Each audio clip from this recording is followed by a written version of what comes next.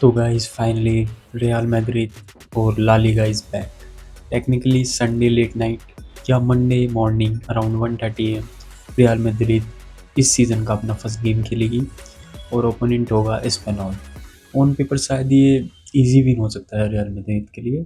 और last season real Madrid ने एस्पेनॉल को अवे और होम गेम पर 2-0 बीट किया था। तो ये लास्ट सीज़न ला लीगा एस्पेनॉल के 11th टेबल पे थी पोजीशन पर। और लेकिन गाइज इस सीज़न स्टार थोड़ी डिफरेंट है। तो सब कुछ उतना स्ट्रेट फॉरवर्ड नहीं है रियल मैड्रिड के लिए, क्योंकि जोशुआ मरीनो जो उनके नए मैनेजर हैं, वो उनको 13 ईयर्स हो गए हैं रियल मैड्रिड को कोच किए हुए और मैनेज किए हुए। तो और जब वो लास्ट टाइम रियल मैड्रिड को मैनेज कर रहे थे तब टीम में क्रिस्टियानो रोनाल्डो एक बहुत बड़े स्ट्राइकर थे, उनके पास स्टार प्लेयर थे। तो कोई प्रॉब्लम नहीं हो रही थी और अब सिचुएशन कम्प्लीटली डिफरेंट है। तो रियल मैड्रिड के पास इंजरी कंसर्न भी है, क्योंकि रिको एसीएल इंजरी की वजह से आउट हैं और मिलिताओ ऑलरेडी इंजर्ड हैं। और मेंडी की बात करें तो वो भी लॉन्ग टर्म के लिए आउट है। तो और राउल एसेंसियो भी सितंबर के अराउंड अनअवेलेबल रहेंगे। और एंड्रिक का भी ये इस मैच के लिए मेजर डाउट हो सकता है कि वो खेलेंगे या नहीं।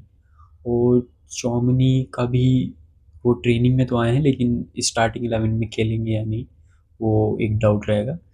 तो अगर मोरिनो बेंच से स्टार्ट कराते हैं तो भी ठीक रहेगा। मोरिनो की पोटेंशियल स्टार्टिंग 11 में काफ़ी चेंजेस होंगे, क्योंकि ब्राहिम दियाज ने सिर्फ 30 मिनट्स खेले उनके अंडर और बेलिंगम ने भी अराउंड 30 मिनट्स की ही ट्रेनिंग ली है। तो और कुछ प्लेयर हैं अभी मोरिनो के सिस्टम में प्रॉपरली क्या बोलते हैं अडॉप्ट नहीं कर पाएंगे। तो दूसरी तरफ एस्पेनॉल है, फर्स्ट मैच में उन्होंने लेवेंते को 3-0 से बीट किया है। तो ये भी पॉजिटिव न्यूज़ है, क्योंकि उनके जो होम ग्राउंड पर मैच होने वाला है और रियल मैड्रिड उनके होम पर खेलेगी, तो एक प्रेशर रहेगा क्राउड का। सो इस वीडियो में हम बात करेंगे प्री सीजन मरीनो क्या आंसर दिए, कौन से क्वेश्चन अभी भी अनआंसर हैं, एस्पेनॉल एक्चुअली रियल मैड्रिड के लिए कितनी डेंजरस टीम हो सकती है, मोरिनो के सामने क्या डिफिकल्ट डिसीजन है, और मेरी प्रिडिक्टेड रियल मैड्रिड 11, और सबसे इम्पोर्टेंट मेरी स्कोर प्रिडिक्शन। तो सबसे पहले बात करते हैं रियल मैड्रिड के प्री सीजन से हमें क्या आंसर मिले हैं। रियल मैड्रिड ने देखो प्री सीजन में 6 मैचेस खेले हैं अगेंस्ट ओपोनेंट्स, और मेरे अकॉर्डिंग हमें मेनली 5 इंपॉर्टेंट आंसर मिले हैं। नंबर 1 फॉर्मेशन, जो कि हम फॉलो करेंगे 4-2-3-1, ठीक है।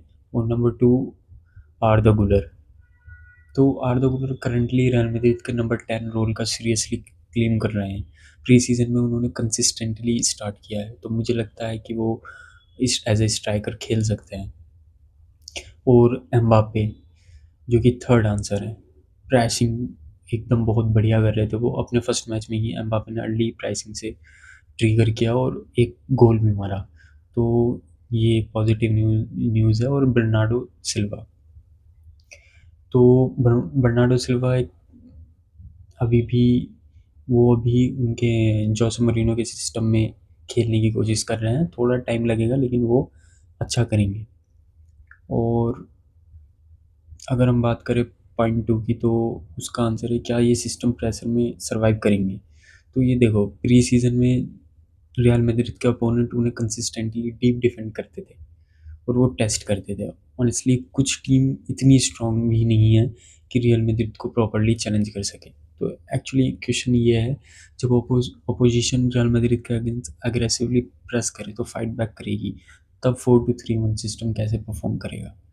एस्पेनॉल इस क्वेश्चन का फर्स्ट प्रॉपर आंसर हो सकता है, क्योंकि रियल मैड्रिड 90 मिनट तक इंटेंसिटी मेंटेन कर पाएगी या नहीं ये देखना होगा, या सेकेंड हाफ फिर से इंटेंसिटी ड्रॉप होगी।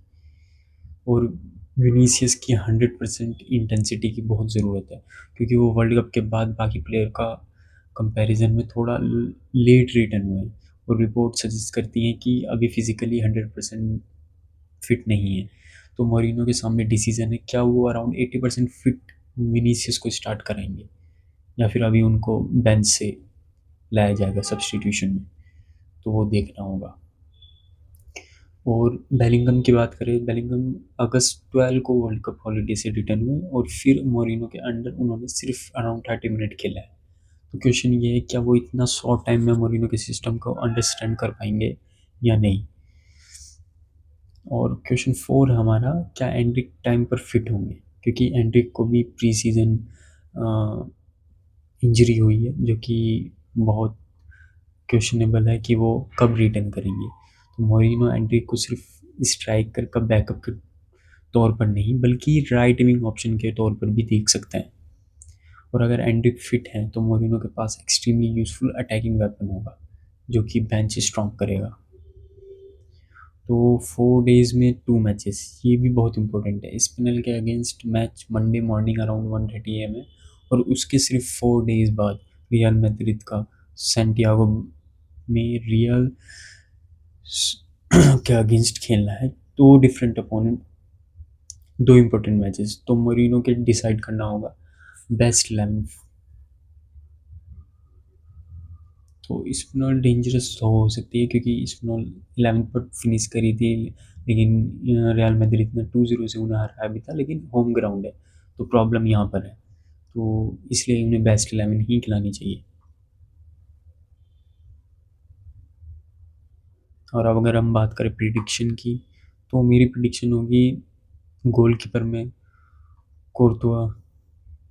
ये तो होगा, इस डिसीजन पर ऑनेस्टली डिबेट नहीं होनी चाहिए। राइट बैक पर हमारे ट्रेंट अलेक्जेंडर आर्नोल्ड होंगे और प्री सीजन सारे मैच स्टार्ट किए हैं। एस्पिनॉल जैसी डीप ब्लॉक ओपोनेंट के ट्रेंट क्रिएटिविटी एक्सट्रीमली इंपॉर्टेंट हो सकती है। सेंटर बैक की बात करें तो रूदिगर प्लस कोनाटे, और लेफ्ट बैक में कुकरेया, और डबल पिवट पर बर्नार्डो सिल्वा और वलवर्दे, और नंबर 10 आर्दे गुलर हो सकते हैं। और राइट विंग पर ब्राहिम दियाज, लेफ्ट विंग पर विनीसियस जूनियर, और स्ट्राइकर हमारे किलियन एम्बापे होंगे। तो स्कोर प्रिडिक्शन की बात करें तो मुझे लगता है स्पेन एक स्कोर तो गोल करेगी और रियल मैड्रिड 2, तो 1-2 मेरी स्कोर लाइन रहेगी। तो मिलते हैं नेक्स्ट वीडियो में।